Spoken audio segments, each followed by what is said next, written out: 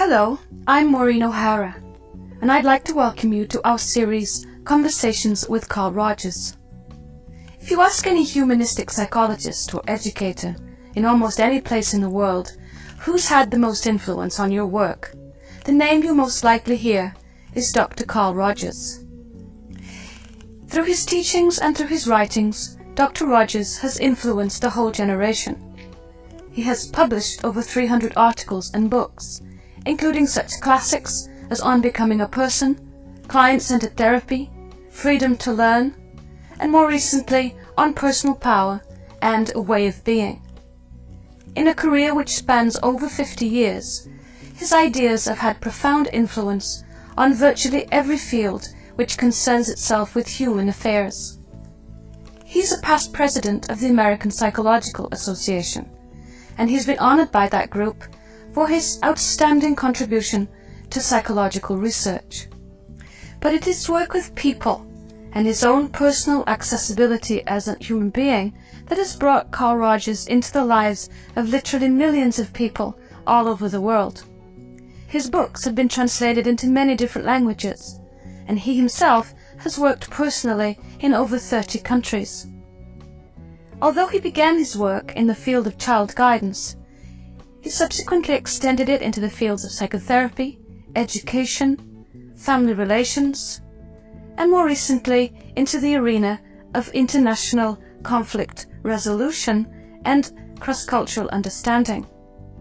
Wherever he has focused his attention, whether on the private, individual world of the person undergoing psychotherapy or in the public world of groups and communities, Dr. Rogers discovered what he now believes to be a basic truth about human nature.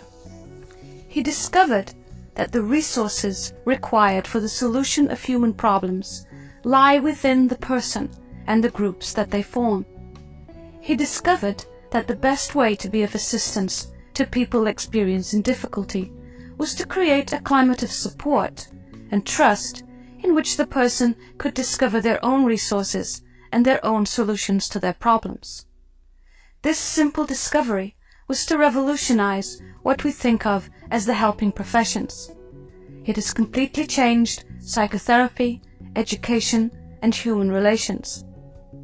In these conversations with Carl Rogers, we will be talking with him about his life, his ideas, and his work. I'd like it if you could start, Carl, going as far back as we can go, and talk a little bit about what it was like for you right at the beginning of your career in psychotherapy as a psychologist at that time. Well, I remember that a psychologist whom I respected very much was quite concerned that I was thinking of going into counseling and psychotherapy because he said a psychologist will never be able to do that. That's a medical field, and you'll just run into a lot of frustration. You won't be able to do what you want to do. And I was really concerned about that. But I'm afraid I went ahead anyway. And I think one of the things that, one of the sort of stealthy aspects of my career is that I felt we wouldn't be permitted to do psychotherapy, so we focused on counseling. But we did so much research in counseling that finally people had to admit we were doing therapy. And so little by little we gradually gained some foothold in the field. What defined therapy? I mean, what was the dividing line between therapy and counseling, really? To my mind, there really is no sharp dividing line at all. I think we use therapy more often if the problem is deep and persistent and the person has to work at revising their whole personality. And we use counseling usually for lesser problems, but I don't think there is any dividing line. I think one shades into the other. What kind of people were you seeing at that time?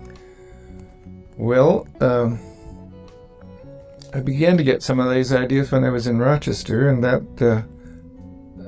there where I was working with children and their parents mostly, and working in cooperation with social workers and so on.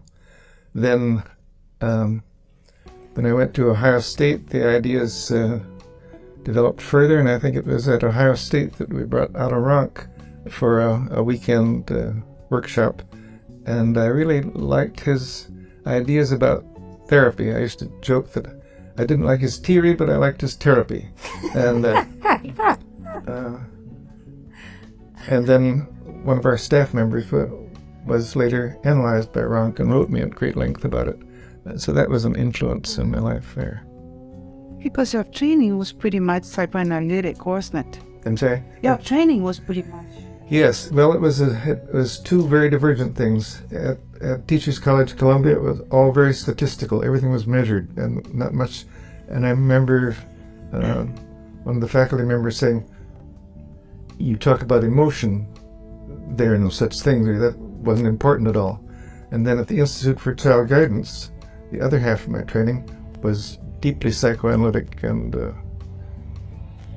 all the psychiatrists were psychoanalysts, and the psychologists, many of them had analytic training. First of So when is it that you start noticing that you were kind of diverging from your...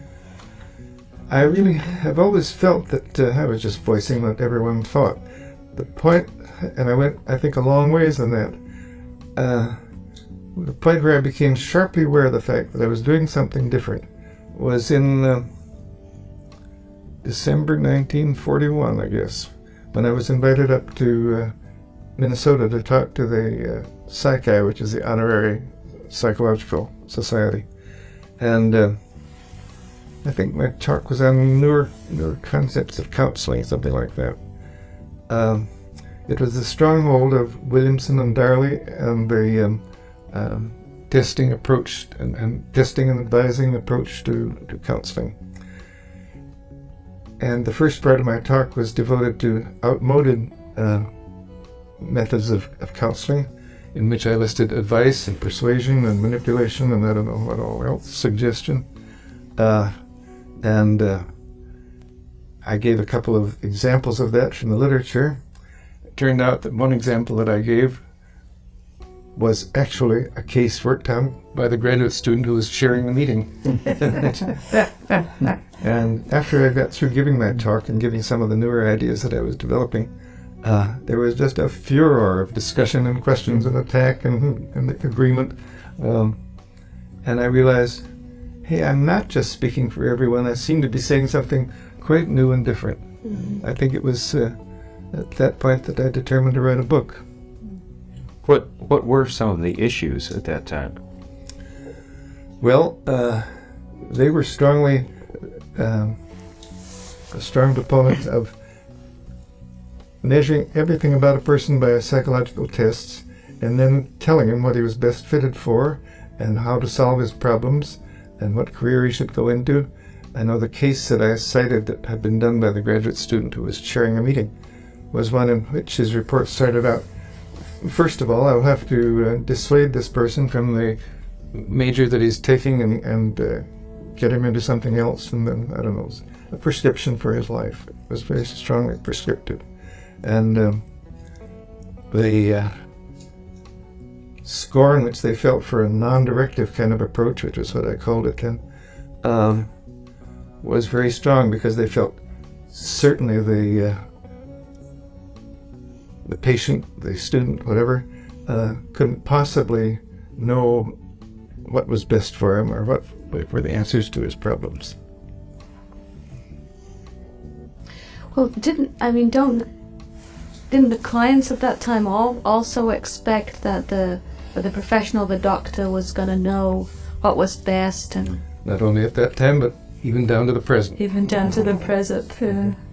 Yes, certainly, that was true.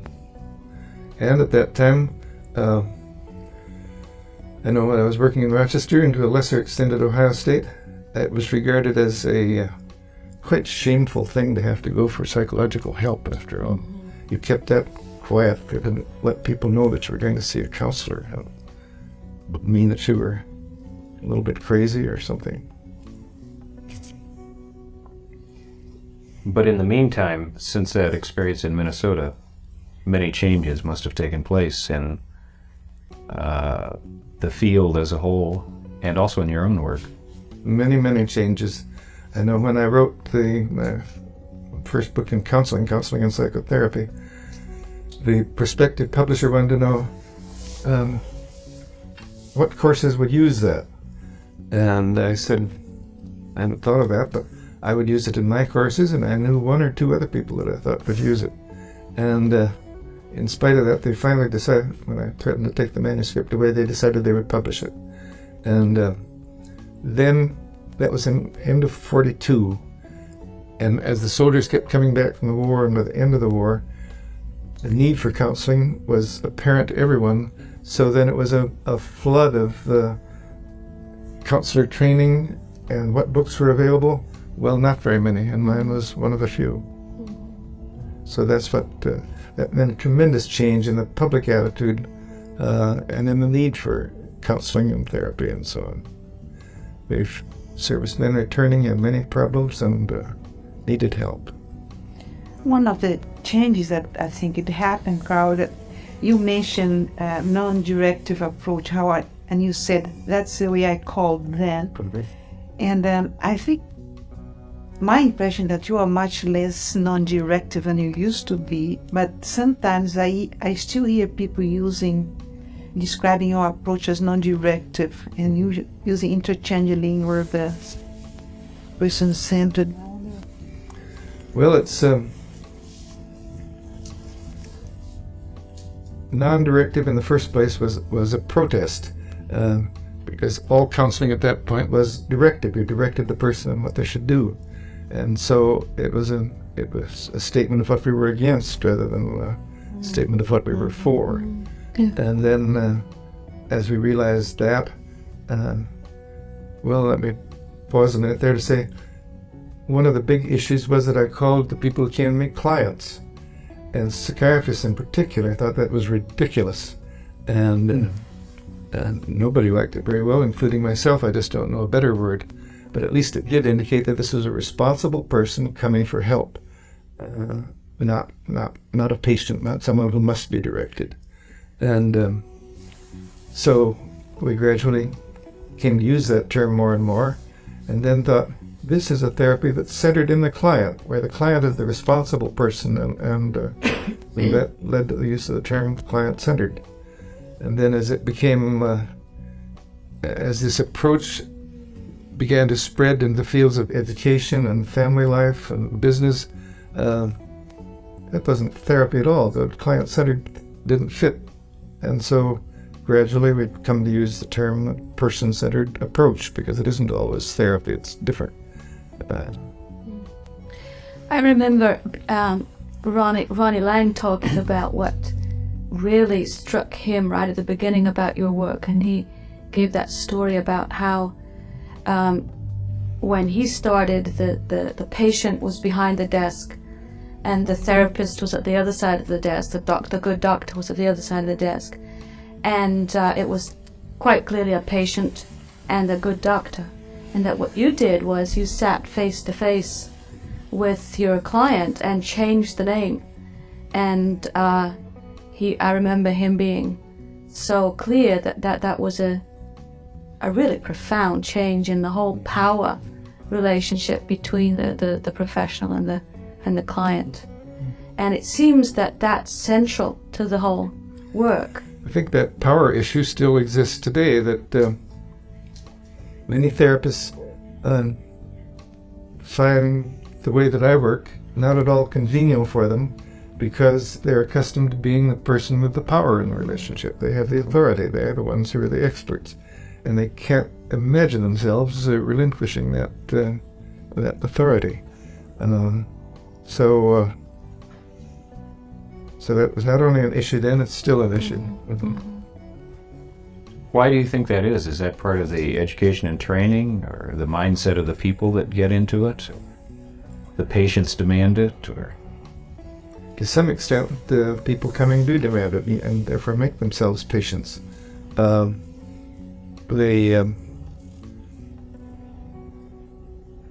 think, too, that people have more of a need for power than we tend to recognize. That's true in schools. That's why it's hard for teachers to adopt this approach to learning. They really feel a need to be powerful in the relationship.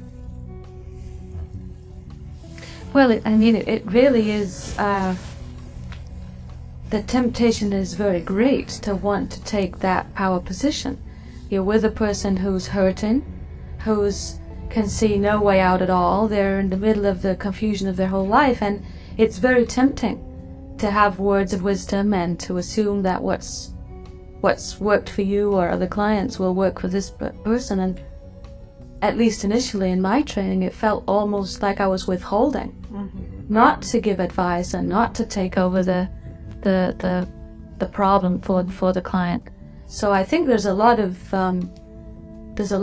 persuasion about the situation that makes it very easy to pick up the power and very difficult to let it go. I also had seen the opposite happen, like the therapist becomes so powerless. They sit there and they become so passive. And that for me, it's not what you're talking about. It's a shared power where two people are there present, and then it's good. And I think that sometimes your approach is confused with passivity on the part of it. I think that's definitely true, that many people think of it as a way of working with individuals that is passive, it doesn't take any active part.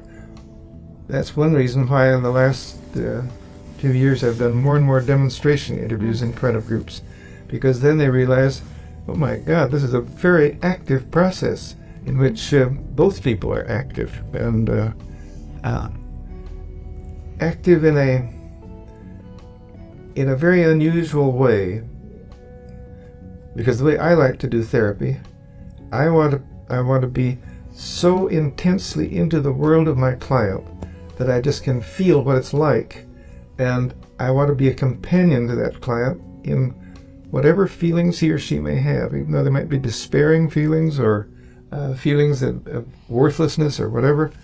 I want to go just as far as the client feels that feeling, and be a companion to him or her, so that they know that it is not so fearful. It's not so fearful to be despairing. It's not so fearful to be worthless. And once they realize that, they can face the feeling, experience it, and begin to walk out of it. Trust closure. That's very different from the psychiatric experts sitting outside the situation and advising in regard to it. I think very few people realize the extent of that difference. It is a tremendous difference. The polarity between the usual psychiatrist, particularly, that a person might go to see, and a really person-centered therapist, I think is tremendous. I think that the difference is really, it's impossible to exaggerate. And yet people sort of class us all together. I mean, I don't get to belong together. That's one aspect of that, is that we've moved away completely from the medical model. The medical model is you study the individual, you diagnose, you prescribe, you carry on the treatment, whether that's drugs or physiotherapy or hospital care or surgery or verbal interpretation. And we really reject that completely and go for a growth model, that if the person is in psychological difficulty, then that must be because of some influences that hampered his or her growth. And who can find what those are, and who can find what to do about it? The client can, if he or she feels safe and free in the situation, free to express everything that he dares to express. So we help the person to grow past his difficulties rather than imposing treatment on them. Do you ever find in entering into the experience of the person that you're feeling lost, and that you're not sure if you're helping?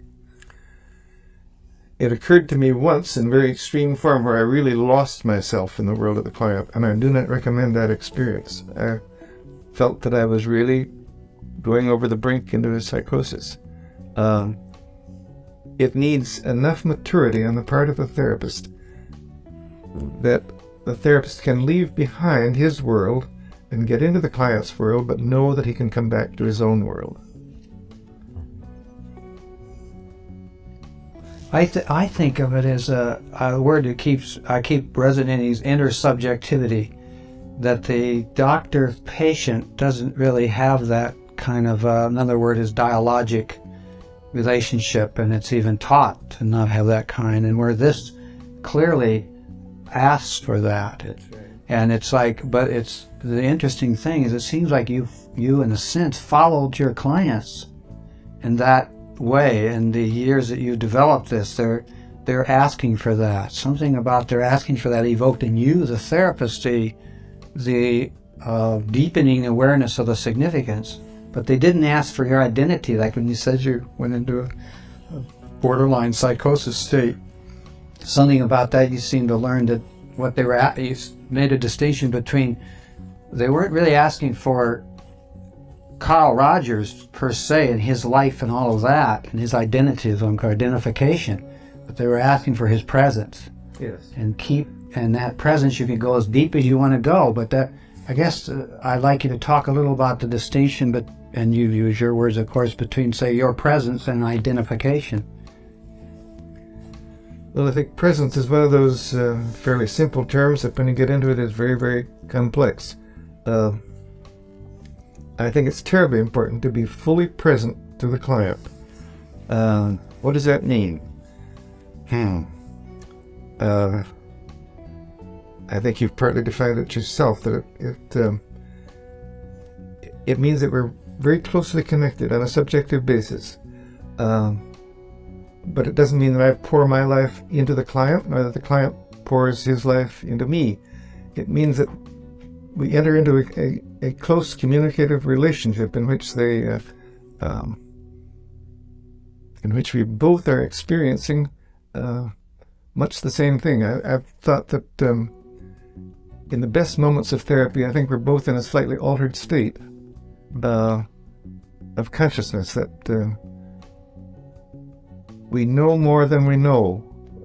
That has impressed me, that in the best moments of therapy, my organism knows things that my mind hasn't grasped yet. And that's again, that sounds almost mystical. In a way, the experience does come close to being a mystical type of experience in the best moments of therapy. And if it's mutual, I mean, the client will experience the same thing, that they know in the state more than that they know. That's right. And that's where they're getting the new possibilities from, which is part of their growth. It's a mutually altered state of consciousness. Would you think that that connection is at the I of our relationship that you and Buber kind of discussed about, where the hyphen is what's really important. The I and the thou are kind of lost their own identity. I'm going to add a personal note there about Buber. I once had the opportunity to have a face-to-face dialogue with him, and it was a very good dialogue. We shared ideas and felt in fundamental agreement and so on, except on one point. And that's when I said that in the deepest moments of therapy, I said, it really is your I-thou relationship. And he said, oh no, that couldn't be. And then finally clinched the argument. He said, certainly with a psychotic individual, you couldn't possibly have an I-thou relationship. With a schizophrenic individual, beg pardon. And I said, just yesterday, I had such an interview with a schizophrenic, and it was very much an I-thou relationship. Well, he couldn't, we just disagreed on that. Then I saw him the next morning at breakfast, and he'd still been mulling that over, wondering how I could be so mistaken. And as we talked, I learned that his courses in psychiatry had been taken somewhat before 1900.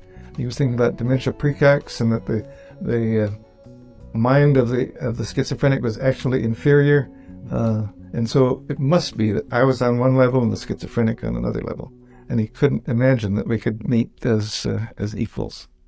that's one thing too about this power thing.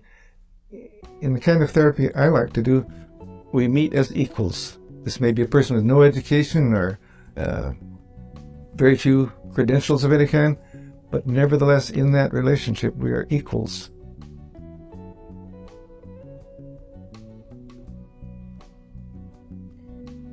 When we were discussing the preparation for this program, one of the things we talked about was that meeting as equals, that this is not only a theme in therapy in your work, but it's been a theme in education, and it's currently, and we'll get to that later, a theme in more global relationships and so on.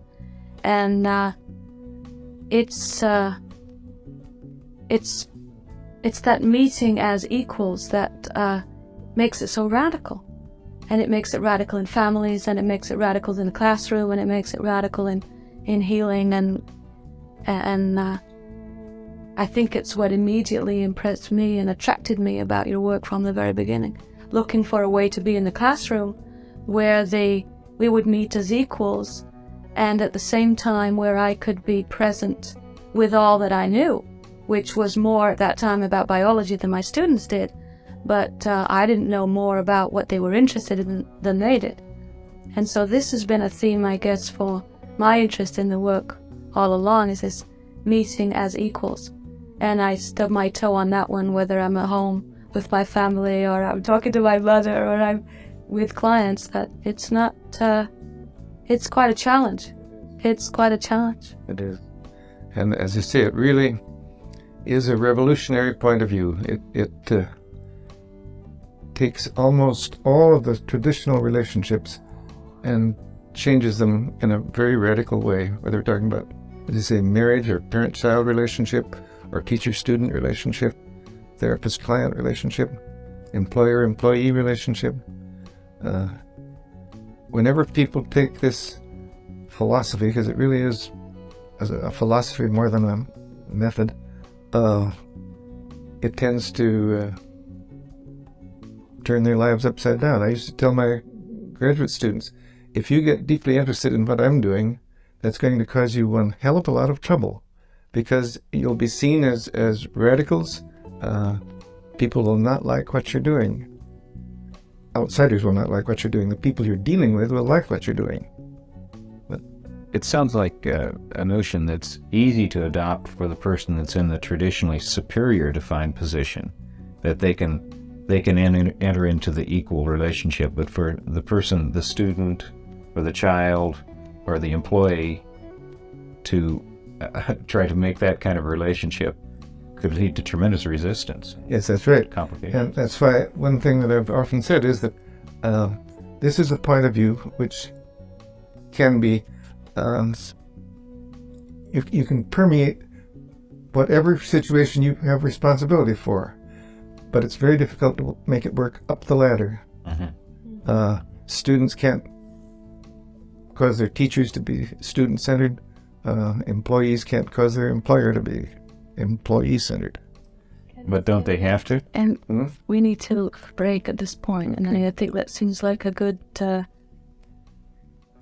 end. The theme that it's this meeting as equals, and the difficulties that are encountered in that. So maybe we can pick that up